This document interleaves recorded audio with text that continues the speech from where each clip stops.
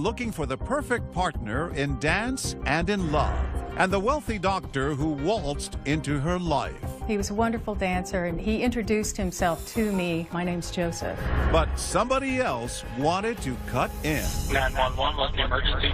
There's a bullet. I need somebody to hurry. There are police cars everywhere. There's crime scene tape all around. It was just absolute chaos. It was an in-and-out job, a hit to kill this person specifically. But why? And who wanted him dead? You always have to consider people the closest. Joseph would get these horrible text messages. A case with no shortage of suspects, a list of ex-girlfriends, a mysterious letter, a peeping Tom in the backyard, and I love that woman. I really did. another man in this dance of death. So there was some kind of triangle thing that's going on. Kind of plot you'd expect from a soap opera. This is the oldest story in the book. This is vengeance. This is revenge. This is pride. A dangerous game of cat and mouse. Accused of hiring a hitman. But who's the cat? You know, maybe somebody was following us. Who's the mouse? This is a huge whodunit. There are real sociopaths. Sometimes they sleep in your bed with you. Okay, game on. A last dance in Texas. Welcome to 2020 on ID. I'm John Quinones. A handsome doctor found dead, shot in cold blood, left behind a string of ex-girlfriends. And the question, did someone kill him in a jealous rage? But as investigators look more closely, the crime scene reveals this was no act of passion. It was a carefully planned hit. In the end, it would take a call from a stranger to unravel the case. And as Ryan Smith first reported in 2016, reveal a dark alliance and a plot that went from dirty tricks to deadly consequences. On a lazy summer afternoon in Lubbock, Texas, 911, what's the emergency? a break-in in this neighborhood of stately homes. Somebody has broken a window in the back, and the doctor did not show up for work today. Prominent local physician Dr. Joseph Sonnier is found murdered. A landscaper finds his body. Oh, no! God! Ma'am, what's going on? Shot and stabbed multiple times. There's a bullet that was laying on the ground. I need somebody to hurry. Yes, ma'am. Zach Johnson, a detective with the Lubbock Police, heads to the scene. This neighborhood had to be freaked out by this killer. They were very scared because this doesn't happen, especially to somebody that's so esteemed. Upon entering Sonnier's house, it's immediately clear to Detective Johnson that this isn't a robbery gone bad. There was artwork in the home. There were very expensive pieces of furniture. There was iPads, all kinds of things just kind of laying around, you know. Nothing was taken. It was an in-and-out job. In the dining area, Johnson can see where the fatal blows were delivered. And that crime scene was very succinct. It wasn't spread out. You had the overturned chair, you had the glass on the floor, and you had the casings. So you knew that he was shot right here. Another clue stands out. A Gatorade bottle lies on the floor near the shell casings from the bullets. Police determine it's a crudely fashioned silencer. We were dealing with something that was a hit of sorts, that somebody had come to this house and to kill this person specifically. But who? To me, it was just mind-boggling. You know, why is this man dead? He's a well-respected citizen in this community. Why is he dead? Sonnier's children are devastated and perplexed. 2 years earlier, their mother had been murdered, and now their father too. For Sonnier's oldest son, Dallas, it's a hauntingly familiar scenario.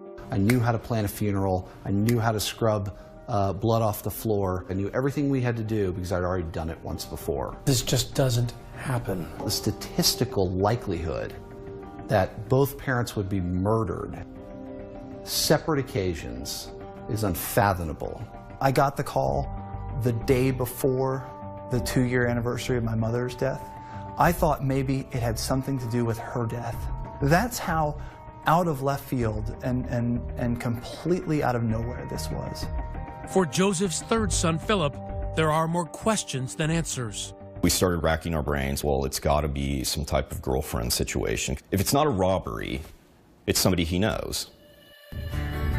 This all took place in Lubbock, Texas, nestled in the heart of ranching country, a broad and windswept terrain of cotton fields, cattle, and money.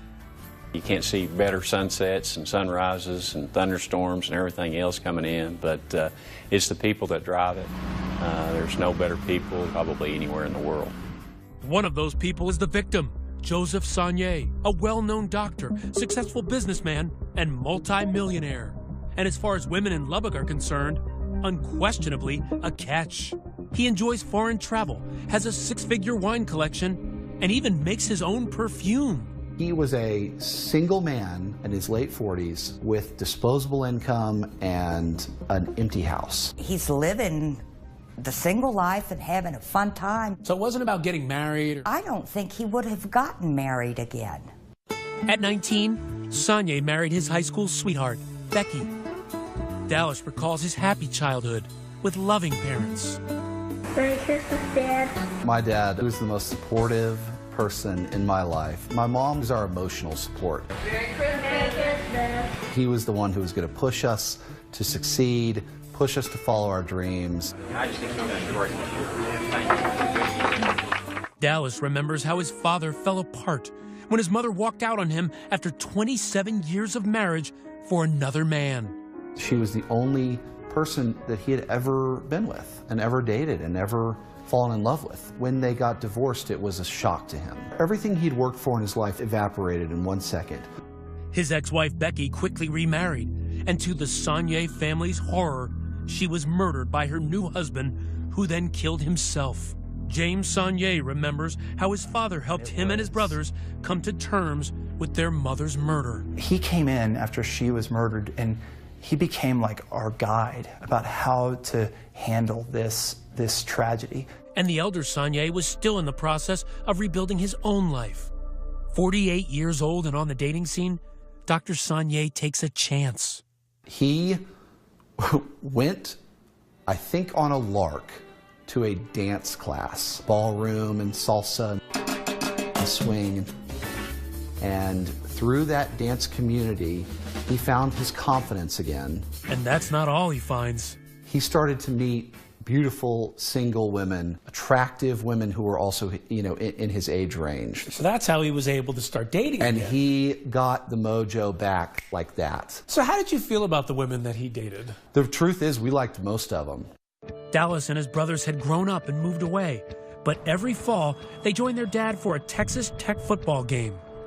One year, Dr. Sonnier brings a date to their family tailgate. She's blonde, she's tall, she's gorgeous. She is Rochelle Shatina, single mother of 4 boys who Sonnier meets at a ballroom dance class. It's the first date, and he's bringing you around his family, that's nerve-wracking for some people. I mean, it was the first date.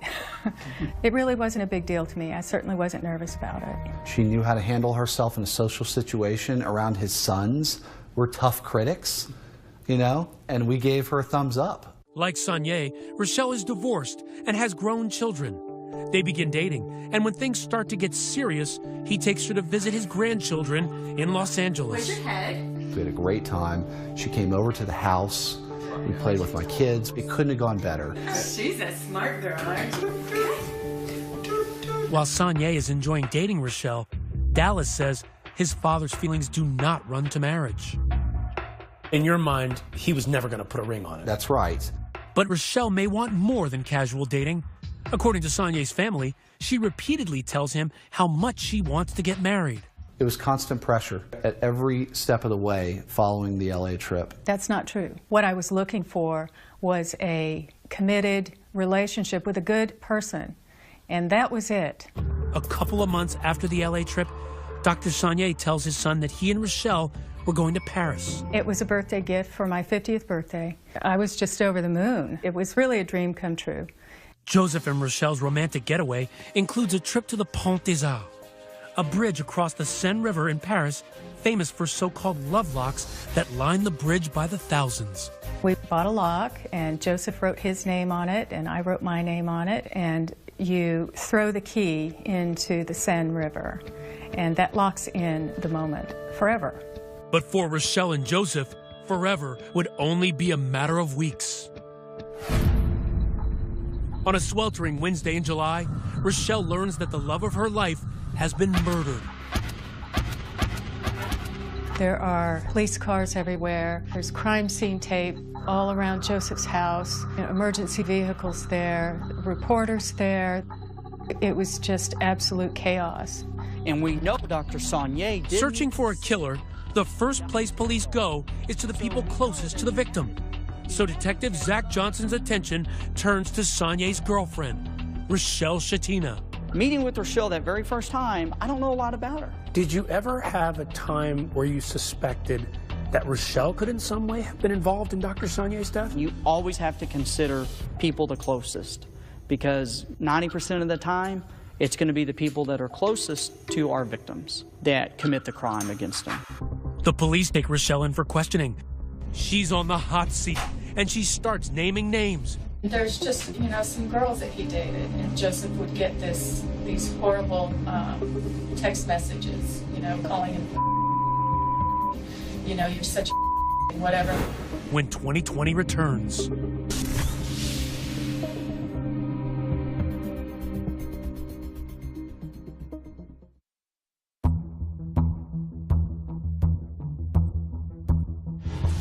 Joseph Sonnier, a respected doctor, is found murdered in his home in an upscale Lubbock neighborhood. And the first person homicide detective Zach Johnson wants to interview is Rochelle Shatina, Sonnier's current girlfriend. He brings her in for questioning. How would you describe your relationship with Dr. Sonnier? He's the love of my life. Meeting with Rochelle that very first time, I don't know a lot about her. There were a couple of things that were mentioned by her that struck me as odd. Rochelle tells Detective Johnson that in the months leading up to the murder, she feels like someone was watching her, following her to the gym. I'd gone in to work out, and I pulled into the parking lot, and there was this big, creepy-looking guy sitting there, and at the door, like he was looking for someone or watching someone.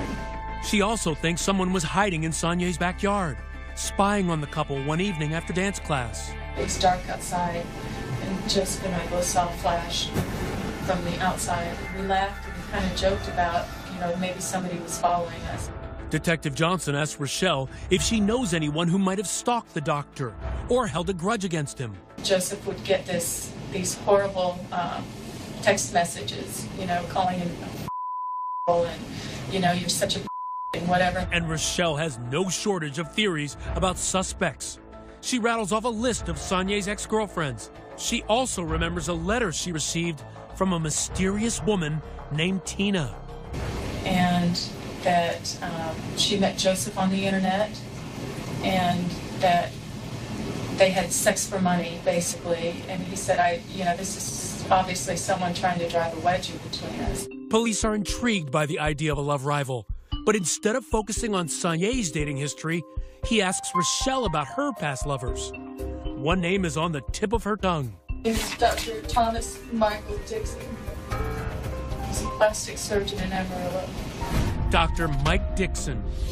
Hello, I'm Dr. Mike Dixon. If you're considering plastic surgery... Well known, he's divorced, wealthy, and used to date Rochelle. He had a med spa in Amarillo, and I went there to get Botox injections. What attracted you to him? He was funny, he was very witty, and he was enjoyable. It was, if it can be enjoyable to have somebody put needles in your face, I guess that's about as enjoyable as it could be. Rochelle and Dr. Dixon had dated for a year and a half before they broke up, and she started seeing Dr. Sonnier. Did he know about your current relationship? He knew that I was dating Joseph. He called him by name in a series of text messages, trying to get me to go out with him and to meet him for coffee. Rochelle says she rejected his advances, but he was persistent. So he wanted you to see him on the side, basically? He wanted me to come back to him. I told him no. But is Dixon the kind of man to take no for an answer? Johnson wants to find out. So he drives 2 hours to Amarillo for a face-to-face conversation with Rochelle's ex that the detective secretly records. Dr. Dixon, I'm Detective Johnson with the Lubbock Police Department. We've got a case down in Lubbock, and I'm needing to talk to you about it. I told him it was Rochelle's boyfriend. And his first thing was, oh, I don't know anything about him. I don't know anything about him. I haven't talked to her in months and months.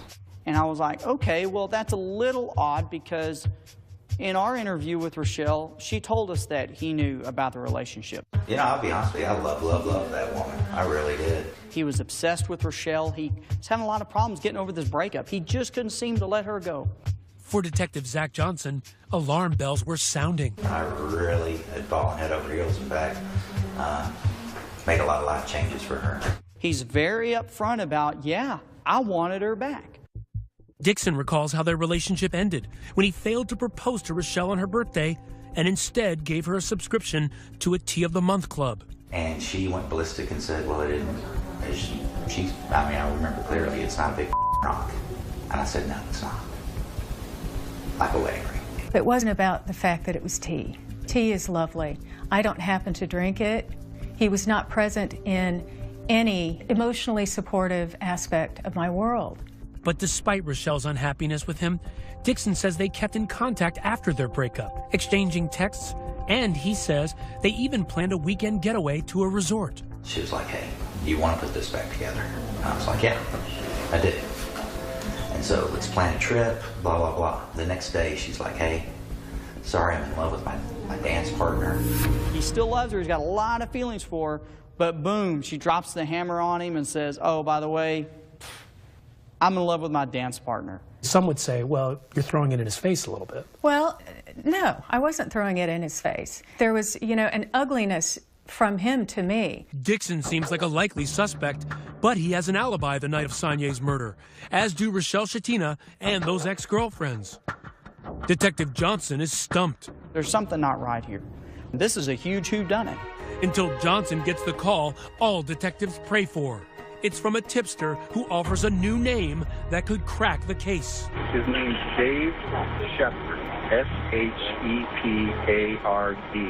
But who is Dave Shepard? Stay with us.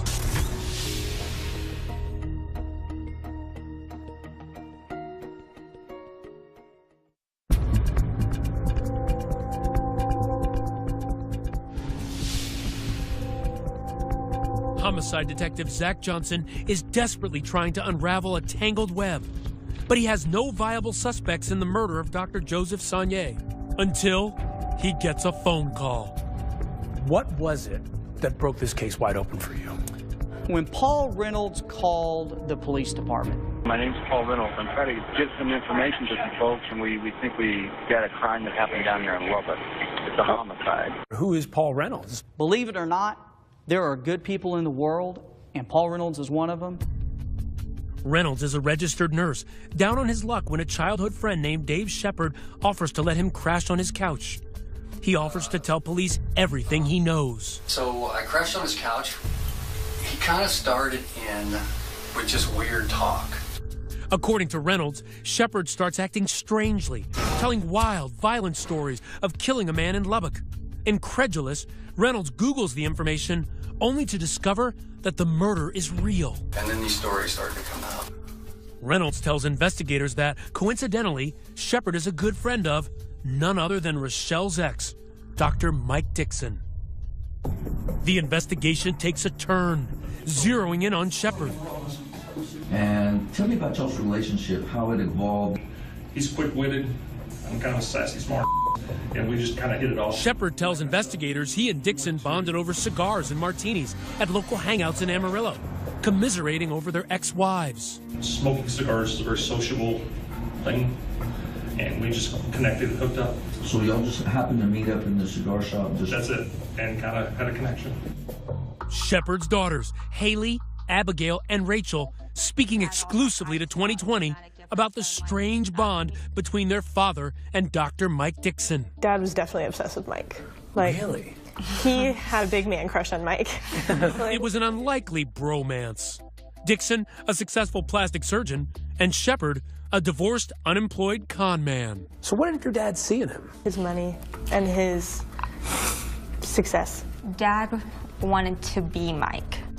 Shepard may have been obsessed with Dixon, but Dixon was obsessed with someone else, Rochelle Shatina. He left his wife for her.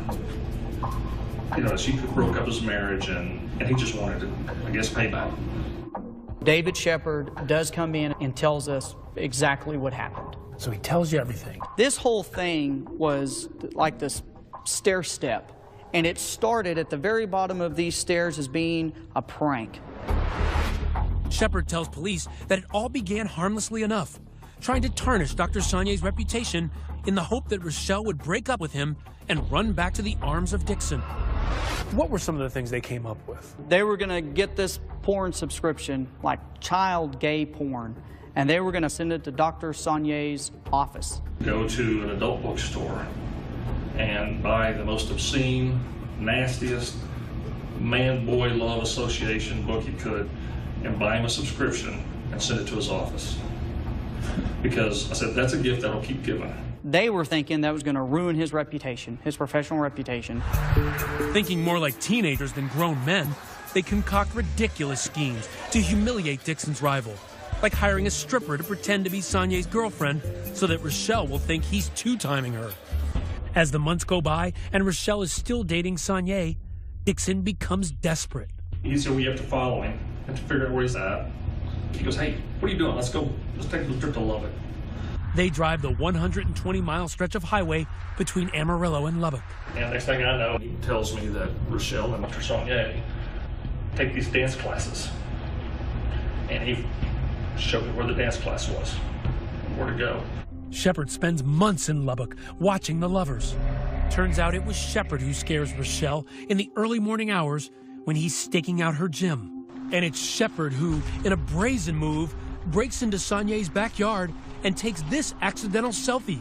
The flash alerting Rochelle and Sonier inside. It looked like a camera flash, and we kind of shrugged our shoulders and said, that was weird. Shepard fails to dig up dirt on Sonier, so Dixon grows impatient. Was there a specific act that he was wanting done? Was that what y'all were discussing? Yes. And what was that? He wanted him hurt, and then it gradually developed into having him killed. After hours of interrogation, an exhausted Shepard gives police a blow-by-blow of what happened that night.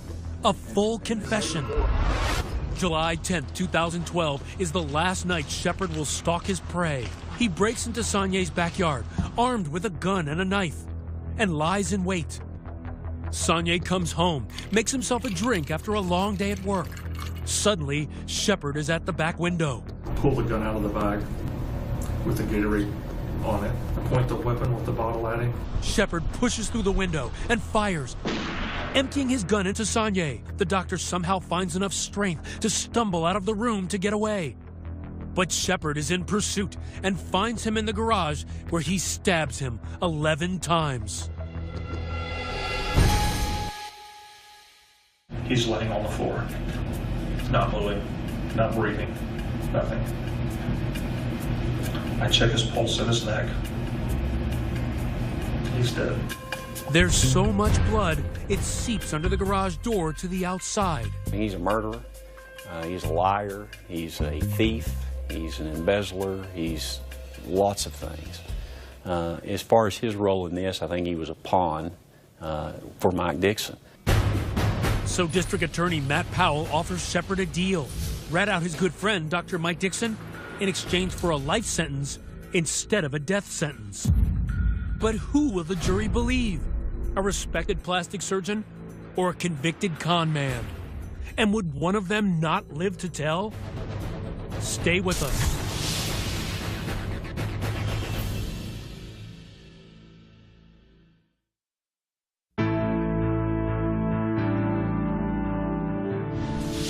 Dave Shepard has confessed to murdering Joseph Sonier and implicated his friend, Dr. Mike Dixon. Now, 2 years later, both are facing trial. And the question is, will Shepard's testimony be enough to put the doctor behind bars?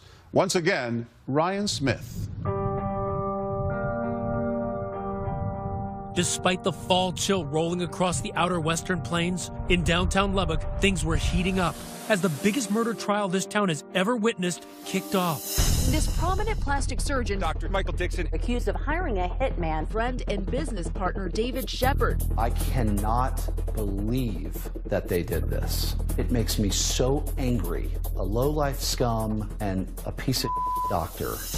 When Dr. Mike Dixon was arrested and brought to trial for his role in Dr. Joseph Saulnier's death, Dallas Saulnier was hell-bent on bringing his father's suspected killers to justice. What was your mindset going into that first trial? Let's go get these guys. But as always, there's another side to this story, and there was another son in that courtroom. He was a good dad. He still is a good dad. Andrew Dixon, convinced his father is innocent. They're trying to prove him guilty, and he's fighting for his life. I mean, it's just terrifying and just so sickening.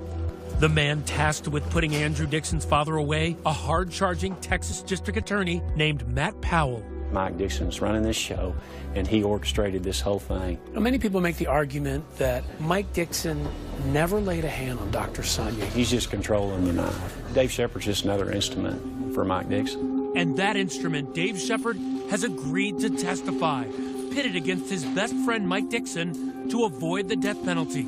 This is the oldest story in the book. This is vengeance. This is revenge. This is pride. The motive?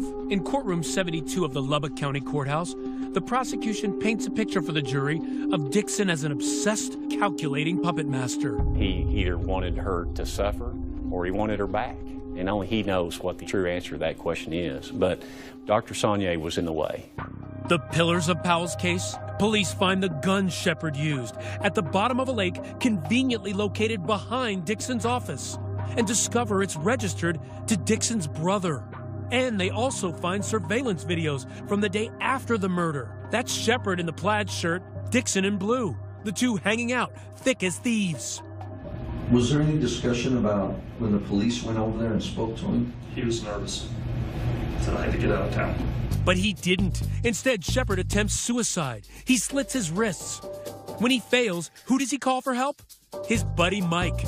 Here they are. That's Shepard towering over Dixon as they head into the doctor's office to stitch Shepard up. So he sews your hand up, and does he discuss anything with you in reference to Saulnier? Told me to keep my cool. Prosecutors also have a myriad of incriminating text messages between Shepard and Dixon, as Shepard stalks Saulnier for months. Messages from Dixon ordering Shepard, you have to stay close. Watch him in the AM. Go get him. And put it on him. Finally, what's the price for murder between friends? Police say Dixon paid Shepard for the hit in the form of a box of Cuban cigars and 3 silver bars. Bars that turned up at this pawn shop in Amarillo. 1 before the murder, 2 the day after the murder, sold by none other than Dave Shepard. In terms of demeanor, he didn't strike you one way or the other, it sounds like? Not at all. A couple days later, he's on the front page of the paper. And I was blown away. But Dixon's lawyers have an explanation for all of this. First, the gun used. They say Shepard stole it from Dixon's home. Defense attorney Frank Sellers shows me where. They came in here, they're picking out a cigar to smoke, and Shepard opens this drawer here, and it's a gun. So that's how Shepard knew a gun was in that drawer? Exactly. And the silver bars? The defense says they were for a business investment, not a murder for hire. They say Dixon only wanted Shepard to try to take photographs of Saulnier out with other women, to show Rochelle Saulnier wasn't all he was cracked up to be. In the days before they leave for Paris, he says, it's gotta happen tomorrow because the trip is imminent. It almost sounds like somebody's trying to say attack or hurt somebody imminently. We believe it was an attempt to make the trip uncomfortable. Get the photographs. And they say this was all because Dixon was upset. He believed Rochelle was throwing her new relationship in his face. Rochelle was posting on Facebook all the time how Dr. Saulnier was 10 times the man that Mike Dixon would ever be, and he wanted to show Rochelle that she was wrong. So from your perspective, it wasn't about Rochelle Shatina, it was about Mike Dixon and his ego. Right, if he was obsessed with her, he'd have been following her. Were you in any way trying to flaunt your relationship? He was blocked from my Facebook page. So was I flaunting anything? No. Dixon's attorneys say Dave Shepard simply went rogue when he killed Saulnier. Do you at least admit that he planted the seed by even discussing this relationship? Planted the seed for a murder? No, absolutely not. Mike is morally responsible for David Shepard being down here, but not for the purpose of killing Dr. Sonnier. Mike Dixon never wanted that to happen. I asked him, "You sure you want to do this, Mike?" I said, "Have you ever, when you kill somebody, that'll affect you from the rest of your life. You'll have nightmares, it'll bother you." And he goes, "Doesn't bother me." And when it was time for the trigger man to testify against his best buddy in open court, the Sonnier family was sitting front and center. He had a chance to get up there, confirm his story, point to that guy as the person who paid him to kill my dad, and end it all. But the bromance is still on. Shepard is about to change his whole story to save Mike Dixon's skin. Did Mike Dixon ever ask you to kill Dr. Joseph Sonnier? See what happens next.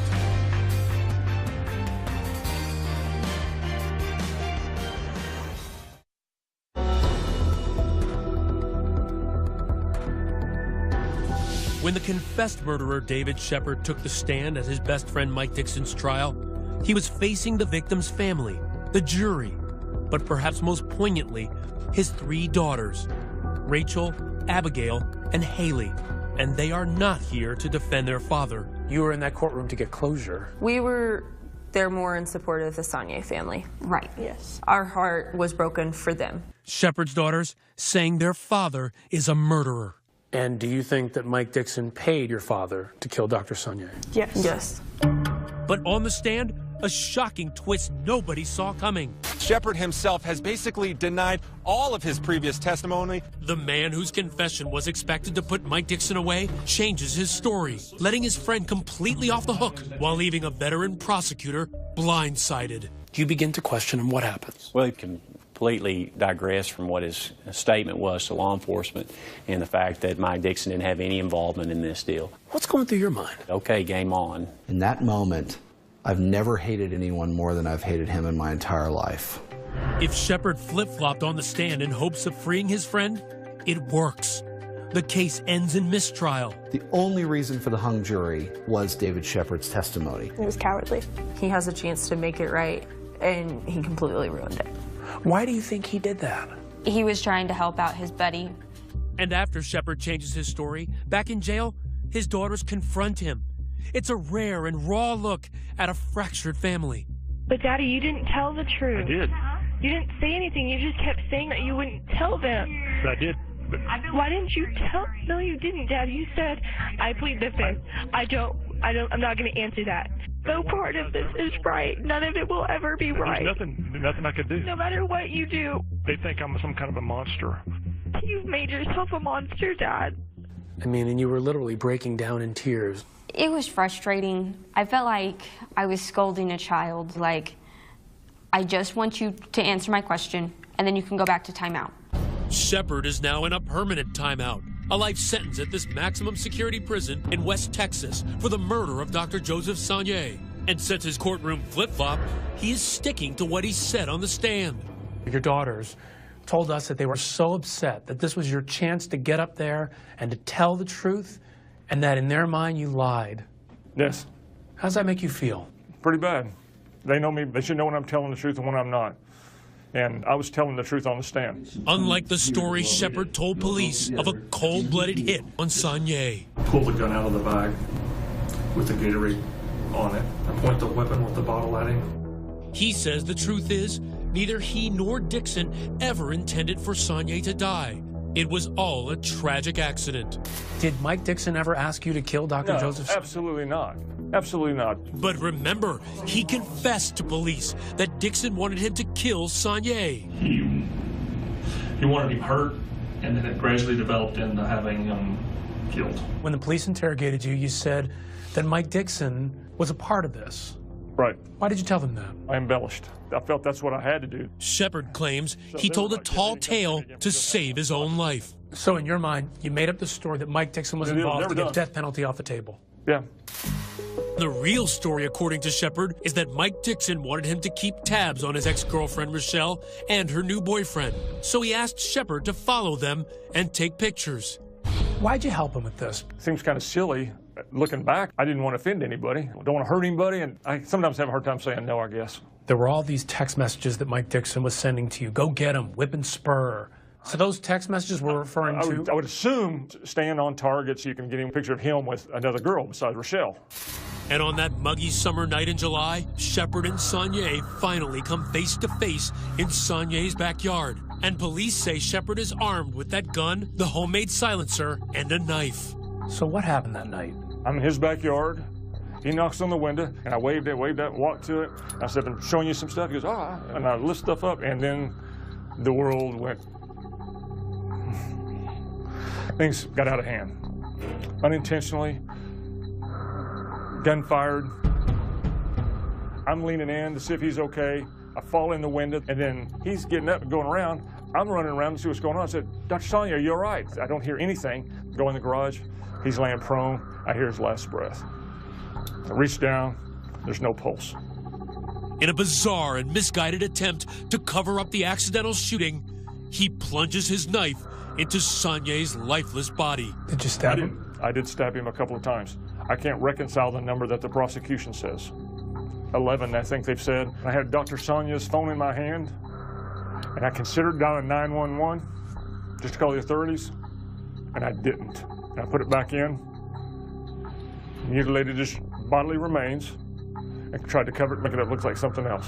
Do you consider yourself a cold-blooded killer? No, absolutely not. An idiot, you know, careless. I mean, but no. After the murder, Shepard says he drove to Dixon's house back in Amarillo to tell him in person what happened. I said, Mike, things didn't go like I hoped. He goes, what are you talking about? And then I broke the news to him. And he's like, so are you telling me? I said, yeah.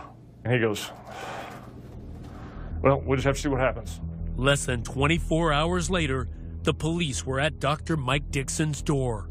Dr. Dixon, I'm Detective Johnson with the Lubbock Police Department. But why wouldn't he have shared all that with police who were then coming by his house? He didn't even mention your name. My speculation is that he didn't know what to do, and he's like, okay, let's not bring Dave in, because then we're like throwing Dave under the bus. Plus, it looks bad for him. And I was trying to get pictures about this guy that was dating his former girlfriend. I didn't mean to kill Dr. Sonnier.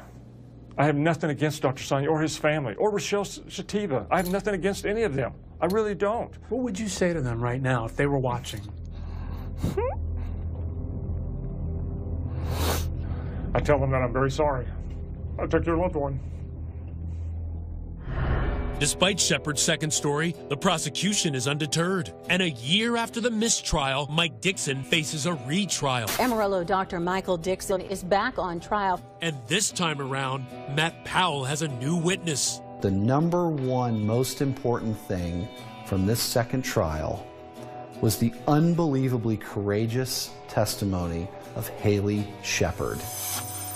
Dave Shepard's own daughter, Haley, takes the stand. She takes the jury back 3 years, and you'll see why. It's a hot summer night in Amarillo, Texas. Her father, Dave Shepard, treats his daughters to a fancy steak dinner, served with a side of suspicion. He had some money. I got a nice steak. Shepard's daughters say that night their typically cash-poor father bragged about buying a new grill and new tires for his SUV. Dad had money out of the blue. He just randomly had money, and he didn't ever have money. For his older daughter, Haley, there was also a brand new cell phone. We all asked him, how do you have money? And his words were, I did some work for Mike, and he paid me early. This time, the prosecutor calls her, not her father, to testify in Mike Dixon's retrial. And you think that was a prepayment for killing Dr. Sonnier? In retrospect, absolutely. For victim Joseph Sonnier's family, Haley's testimony is a game changer. She got up there and said, at dinner, I asked my dad, I said, where'd you get this money? And David Shepard says to her, I did some work for Mike. He paid me early. Don't ask what I did for him. Game over.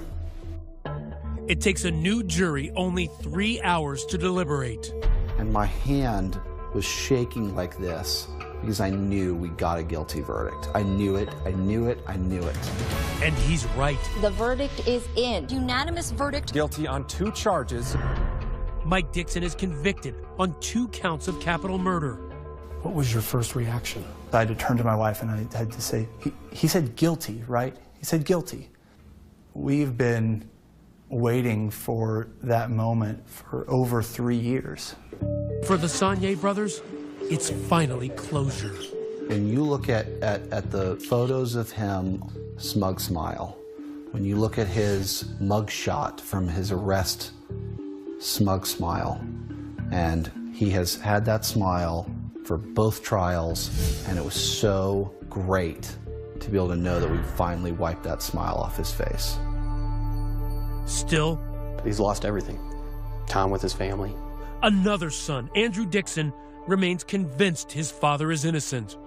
When you think about the fact that he has to spend the rest of his life in prison without parole, how does that make you feel? It's unreal. It's like a nightmare. You lay your head down at night and it's just always there. Always in the back of your mind, everything. Remarkably, Dave Shepard's daughters have accepted both men's fate as justice served. I know you guys don't talk to your dad a lot right now, but if you could, what would you say to him? We're doing very good. We are all okay. We're okay without him. Yeah, I think he's where he needs to be. As for the woman at the center of it all, Rochelle Shatina has a warning. There are real sociopaths and psychopaths that walk amongst us.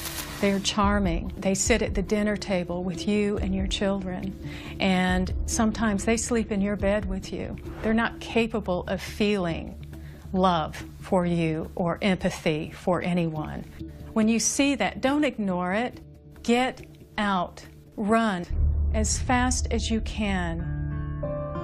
Rochelle Shatina has put Mike Dixon out of her mind, but says Joseph Sonnier will always have a place in her heart. I would tell him I loved him, and that I'll always love him, and I would just tell him how sorry I am.